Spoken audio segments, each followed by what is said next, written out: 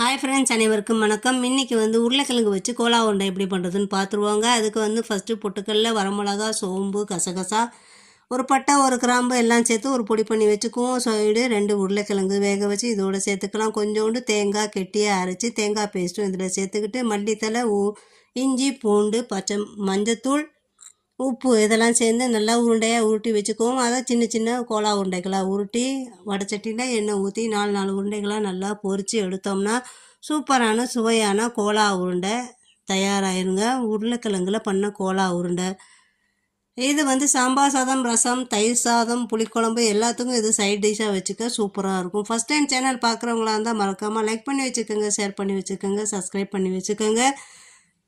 அப்போ தான் நாங்கள் போகிற ஒவ்வொரு வீடியோவும் உங்களுக்கு நோட்டிஃபிகேஷனாக வரும். பாருங்கள், சூப்பரான சுவையான உருளைக்கிழங்கு வச்சு செஞ்ச கோலா உருண்டை. சேனல் பிடிச்சிருந்தா லைக் பண்ணுங்கள், ஷேர் பண்ணுங்கள். நன்றி, வணக்கம்.